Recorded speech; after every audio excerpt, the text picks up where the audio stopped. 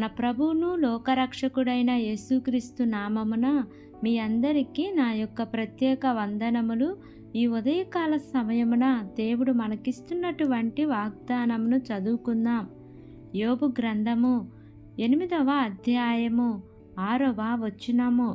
ఆయన నీ యందు శ్రద్ధ నిలిపి నీ నీతికి తగినట్టుగా నీ నివాస స్థలమును వర్ధిల్ల చేయును. ఆమేన్. దేవునికే మహిమ కలుగును గాక. ఈ ఉదయకాల సమయమున దేవాతి దేవుడు ఈ యొక్క వాగ్దానము ద్వారా మనందరితో మాట్లాడుతూ ఉన్నారు. ఈ యొక్క వాక్యమును మనం జ్ఞాపకం చేసుకుంటే, ఆయన నీ యందు శ్రద్ధ నిలిపి నీ నీతికి తగినట్టుగా నీ నివాస స్థలమును వర్ధిల్ల చేయును.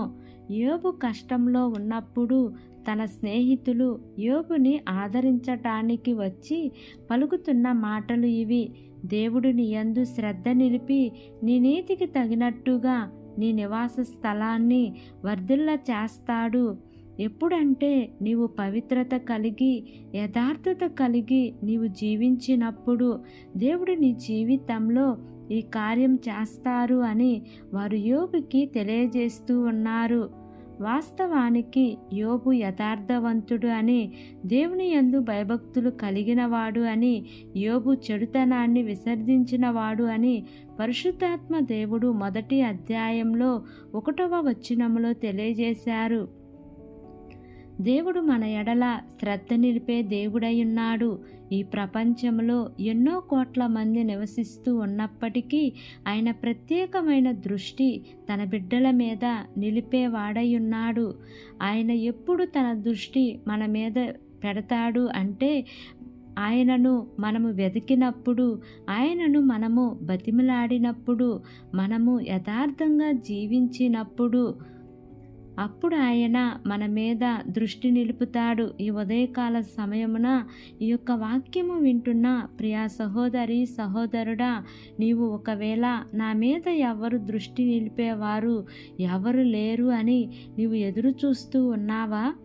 నీకు ఉన్న దీనస్థితి నుండి నీవు విడుదల పొందాలి అని అనుకుంటూ ఉన్నావా? నీవు ఆనందించాలి అని అనుకుంటూ ఉన్నావా? దేవుని యొక్క మహిమను నీ జీవితంలో చూడాలి అని నీవు అనుకుంటూ ఉన్నావా? అయితే ఆయన యందు శ్రద్ధ నిలపాలి అంటే నీవు కూడా యథార్థంగా జీవించు. నీవు కూడా ఆయనను బతిమలాడటం నేర్చుకో.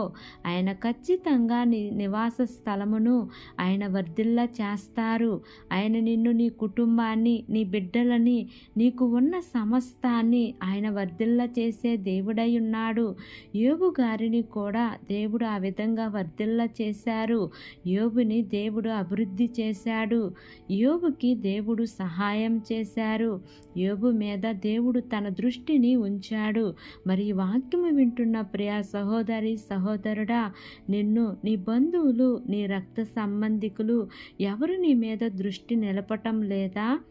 అయితే ఎవరు నీ మీద దృష్టి నిలపకపోయినా కానీ నీ దేవుడు తన కనుదృష్టిని ఉంచుతాను అని వాగ్దానం చేస్తూ ఉన్నారు. కాబట్టి ఈ వాగ్దానంను నమ్మి ఈ వాగ్దానం ప్రకారంగా జీవిద్దాం.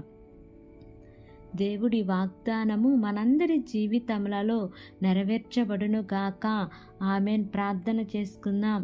ప్రేమ కలిగిన యేసయ్య, కృప కలిగిన దేవా, నీకు వందనాలు తండ్రి. నీకు స్తోత్రములు ప్రభా. ఇంతవరకు నీ కృపలో మమ్మల్ని కాచి కాపాడిన విధానాన్ని బట్టి నీకు వందనాలు తండ్రి. ఈ ఉదయకాల సమయమున మీరు మాకు ఇచ్చినటువంటి ఇటు వాగ్దానాన్ని బట్టి నీకు వందనాలు ప్రభా. ఎంతమంది బిడ్డలు ఈ వాక్యమును విని ప్రార్థనలో ఏకీభవిస్తున్నారో తండ్రి, ప్రతి కుటుంబాన్ని జ్ఞాపకం చేసుకోండి అయ్యా. వారి కుటుంబాలలో మీ యొక్క శాంతిని, సమాధానమును, నెమ్మదిని మీరు నింపమని మిమ్మల్ని వేడుకుంటున్నాను ప్రభా. మా దేశమును జ్ఞాపకం చేసుకోండి అయ్యా. దేశమును పరిపాలిస్తున్న ప్రతి అధికారుల కుటుంబాలను జ్ఞాపకం చేసుకోండి అయ్యా. దేశ ప్రజలందరినీ కూడా జ్ఞాపకం చేసుకోండి యేసయ్యా. వారు ఏ పని చేసినను వారి పనులన్నిటిలో కూడా మీ యొక్క సఫలతను ఉంచమని మిమ్మల్ని వేడుకుంటున్నాను ప్రభా. అయ్యా, ఈ దినము నూతనముగా ప్రారంభిస్తున్న ప్రతి కార్యక్రమంలో యేసయ్యా మీరు ముందుండి నడిపి నడిపించండి దేవా. ఈ దినము ప్రయాణం చేస్తున్న ప్రతి బిడ్డను జ్ఞాపకం చేసుకోండి అయ్యా.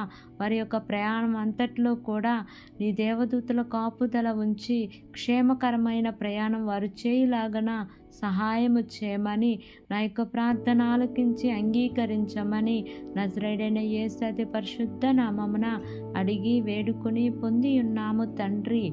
Amen, amen, amen. Praise the Lord. God bless you all.